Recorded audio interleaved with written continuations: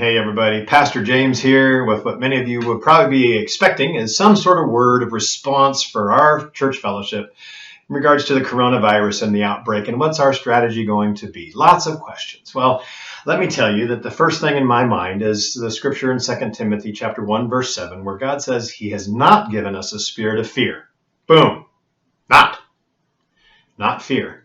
But he has given us a spirit of love and of power and of a sound mind, that we see things and can react with sound responses. That makes sense, okay? There's a lot of fear in our culture. A lot of that fear is hyped up by certain folks with agendas. We know that. I get that. There's overreaction. There's overfear, okay? And so it can easily feel like that's what our response might be. But we need to come to the spirit of love, first and foremost, for others in our life, and respond with a sound mind. How do we do that? Well, the first thing is the sound mind would look at things around us. We see that there's over-response, but you know what? It takes more than just panic or over-response to have the pro sports organizations lose the millions of dollars they're going to lose by canceling or delaying their seasons, not having fans, March Madness not going. I mean, there's something to this. There's a risk, and there's vulnerable people that are dying. Okay, and so it's real. So the sound mind sees all that. Now, it's not just in the secular world, but faith-based organizations are really studying, learning, and making decisions. Biola University is going to start all online classes Monday. Azusa Pacific University has already done that. Our general superintendent is canceling our district assembly as we know it and calling our district to come up with an alternative virtual district assembly with voting online from home. And these are faith-based leaders that have faith in God, and they're not fear-mongers, but they're of sound mind and of love and care for the people under their care. And so our sound mind takes that, and then it brings it into the heart of love that we have for each other. As church, we're family. Many of you know Griffin was born premature and had 6 weeks in the hospital on forced air that damaged his lungs. And if he caught this thing called RSV, a virus, in the first 2 years of life, it would most likely kill him. In the first year of life, most definitely. The second year of life, catching it could kill him and at least leave long-term damage. And so we had to take protocol in our personal life that was keeping him from catching this thing called RSV, which is transmitted like a common cold. And when adults had it, it just felt like a common cold. So they didn't know they had it. They didn't know they had RSV.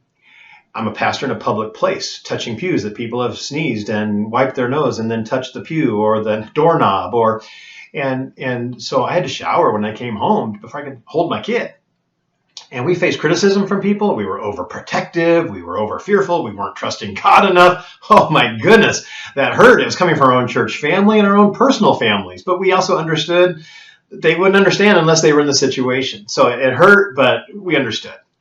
But we faced that criticism. Well, we're family.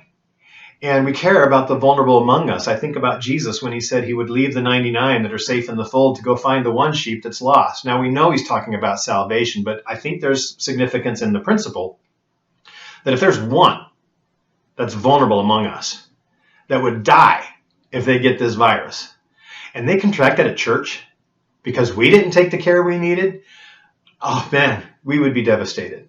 See, we love our church family, and we love the vulnerable ones. We don't just have one. We have senior adults, several. We have some that have underlying issues. We have young middle adults that have underlying health issues that would be vulnerable. We even have some children with very serious asthma and other underlying conditions that would make our own kids vulnerable. So they're among us, and we love them. Now, the strategy is going to be that we're going to take a 2-week break from gathering together. I want to call that all community groups, all gatherings, all Bible studies, we don't get together in any way, shape, or form for 2 weeks. Why is that? Well, because this virus, we don't know if someone's had it for a week or a week and a half, because the symptoms don't manifest themselves sometimes until 2 weeks out, is what we hear. And so if we take 2 weeks from not gathering together, and anyone who's been infected among us, those symptoms will start to manifest themselves in that time. They will isolate themselves. They will get the care they need. We will pray for them, and we will care for them as best we can. But, well, hi, Kitty. Welcome to the video. And yet we'll be able to see who has it, who doesn't, and be confident that the rest of us who come back on the 29th didn't have it. Now, that's if we are faithful in our daily diligence. Okay. But so what we're going to do to enable this 2-week period is, we already live stream our services and that continues. You can watch them anytime, but we invite you to come live stream 10 o'clock. We're going to run the service from the platform. All of our techies and worship team will be there and run a full service as if you're in the seats, and invite you to come on the 15th and the 22nd online, not in the sanctuary. We won't have coffee. We won't have donuts. We won't have anything for public gathering at the grounds. And this will give us, and then not meeting together, because what that does, and it also urges you to have personal care because of your love for others in our church. If you pick up the virus in 5 days, this 2-week period isn't going to help you not bring it back in 2 weeks. You're going to have it's going to be 2.5 weeks or 2 weeks and 5 days that you're going to still be bringing it to our gatherings. So this love isn't just a corporate decision. That's just to clean our house, our corporate house. We each need to be diligent in our individual to protect our own families and to have the best understanding that we are clear when we come back together as a fellowship with those who are vulnerable. We could just start preventative measures now, and that would help some not get it. However, that doesn't stop or kill the existing presence of it in someone who's carrying it for a week and doesn't know it. So, and we also want to, clean the facilities. They're sanitizing. It's hard to get supplies. We're going to need some time to get all that stuff done too.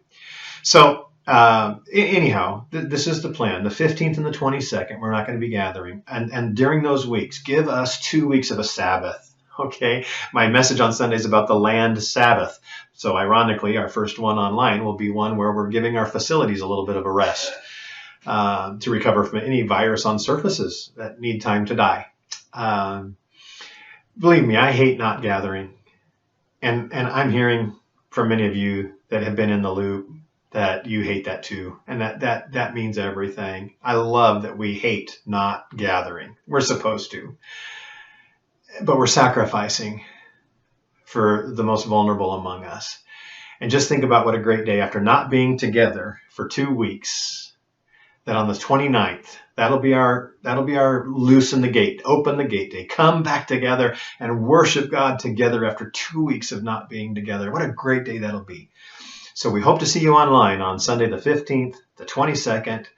We love you enough to not see you any other time until the 29th. We come together with victory, with power, with confidence. We've done, and we are doing everything we can to protect each other. Love you, church family.